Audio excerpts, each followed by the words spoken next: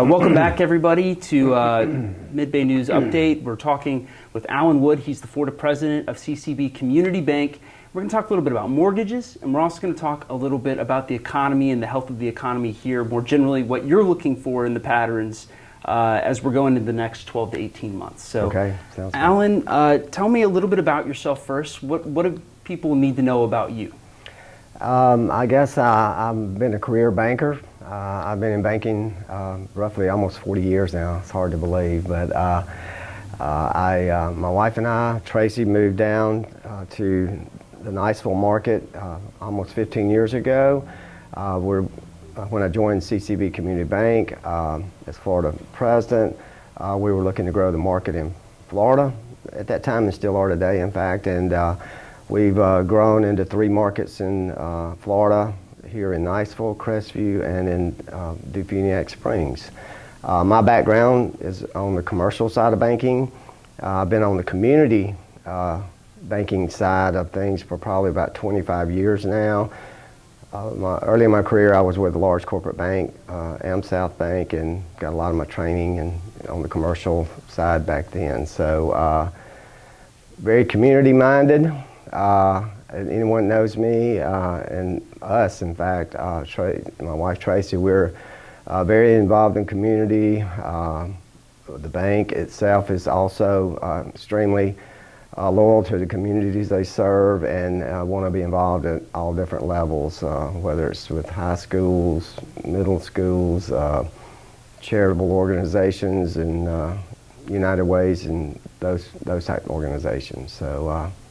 Perfect. So, Alan, as we kind of go into the last quarter of 2023, I mean, it's almost 2024, generally in terms of the local economy here, what are you seeing and what are you expecting in 2024? Things have slowed down over the last year. Liquidity for banks is becoming an issue, which has been driven by the interest rate hikes by the Federal Reserve over the last since March of 2022. As most people know, they've increased rates 11 times during that period of time, basically taking the discount rate from 0 to almost 5.5 today.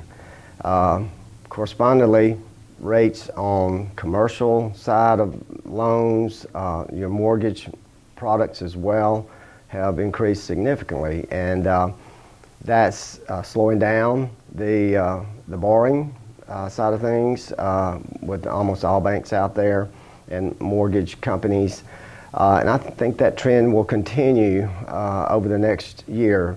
There is light at the end of the tunnel, I think. I was reading something this morning, in fact, that chances of the Fed increasing rates any more this year are in the 15 to 20% range, and especially as mortgage rates over the last week have reached a 16-year high at roughly 7.5 on the VA loans, and as much as 8.375 on conventional loans. So that's impacting rates. I mean, borrowing, people wanting to borrow money unless they really have to. And correspondingly, on the deposit side, it's really helping the depositors in this situation. And as a result, they're becoming more savvy, they're shopping rates, and which is having an impact on the bank's ability to fund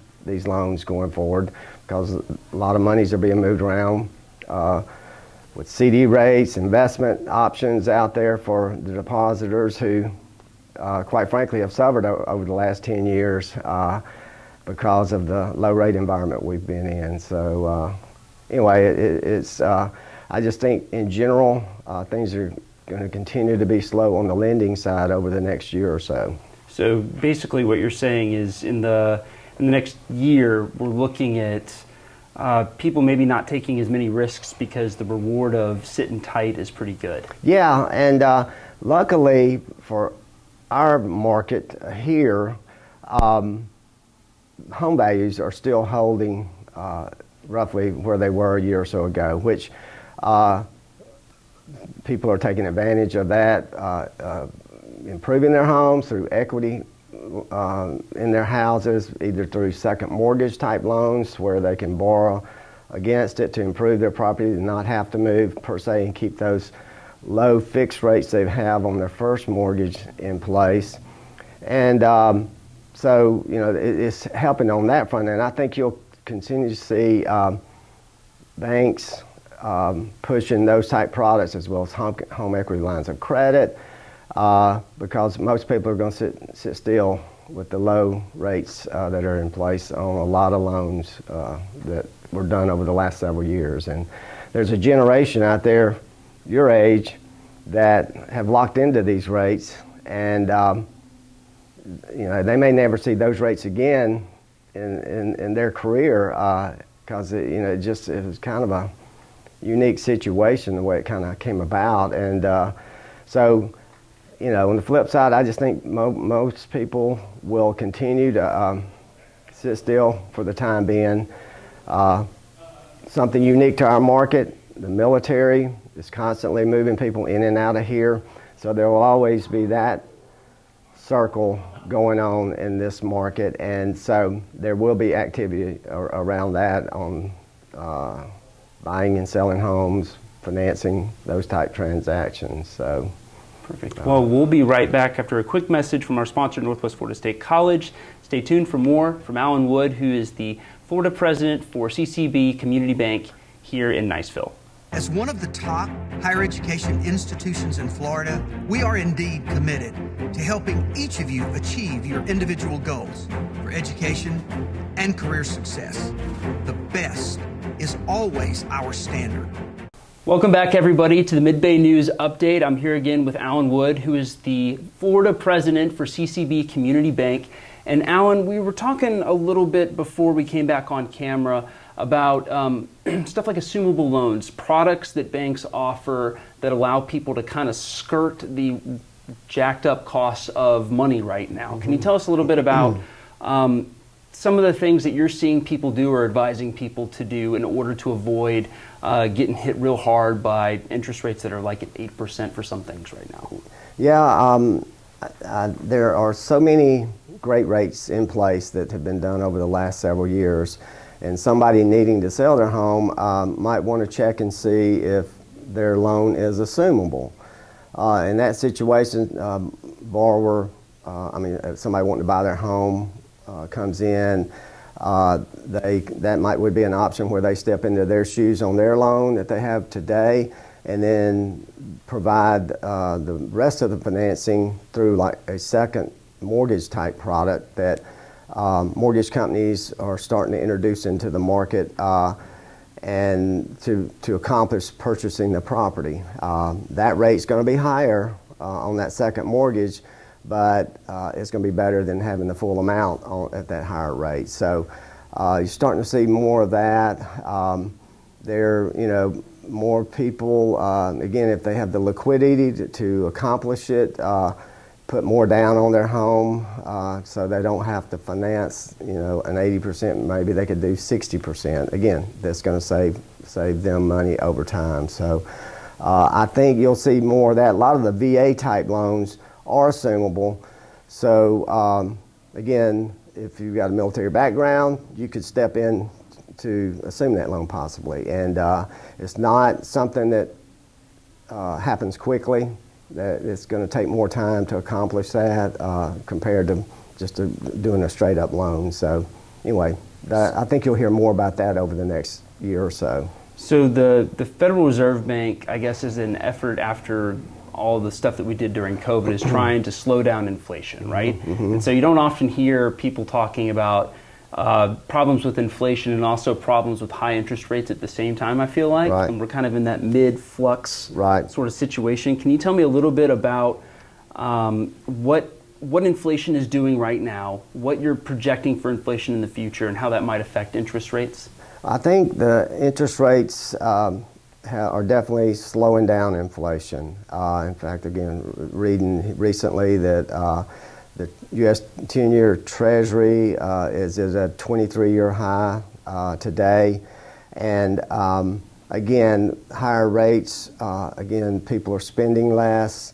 And so it's impacting inflationary things that are out there, not eating out as much or buying clothes or new cars and things of that nature. It's just starting to have that effect, which is a positive effect on the inflation side of things. So I think given more time, I think the Fed will sit back, not raise rates going forward, and maybe this time next year there may be talk of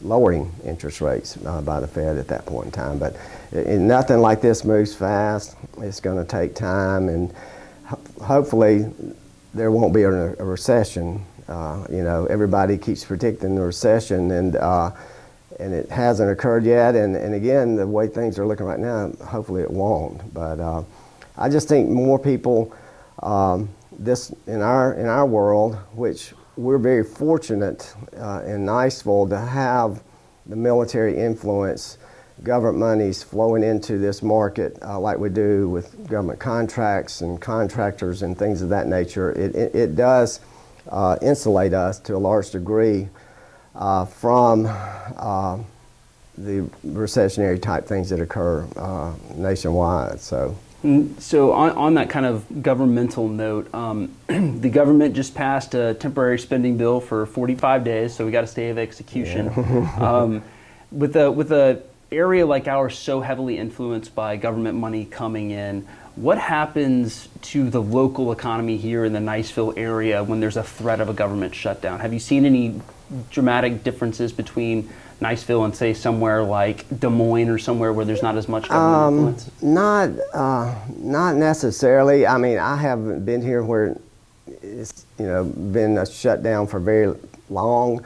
I do think a prolonged shutdown could have an impact on this market with past dues and not spending monies in the markets and impacting restaurants and entertainment side of things. Hopefully that won't happen. Keep our fingers crossed. But there are a lot of jobs that will continue to have to operate even in a shutdown on the military side of things. Even though they may not be getting paid, there's guaranteed payment that once they do open back up. So again, I don't have a military background. I don't know all the ins and outs on that front, but just from some of my friends that are, that's what I've learned. About how long? So like you said, a short shutdown wouldn't necessarily affect our economy as much, but when would you say that a shutdown might begin to affect? What kind of length? I would say 6 weeks to 2 months would definitely start impacting, and anything past that definitely would have a negative impact on our economy around here. Why would that be? Why do you say 6 weeks as opposed to 2 weeks or 3 weeks? Most people have savings that they can withhold for about that period of time, especially new, younger people that haven't had time to build up that savings. And so, yeah, I just think typically you don't, on average, have that pot of money set aside to withstand something like this. And to be quite honest, the last 20 years or so have been really, since '08, I guess, the economy's been pretty strong, and there's a generation there then that hasn't experienced anything like this, really on the inflation side of things, as well as a shutdown situation, and they just haven't set the money aside in preparation for something like that. That's what I would say. Well, Alan, thank you so much for joining us today. We'll be here again next week with another interview with a community leader who is going to give us insight on what's going on here in Niceville and how it affects your life. Thanks again for joining us. Thank you.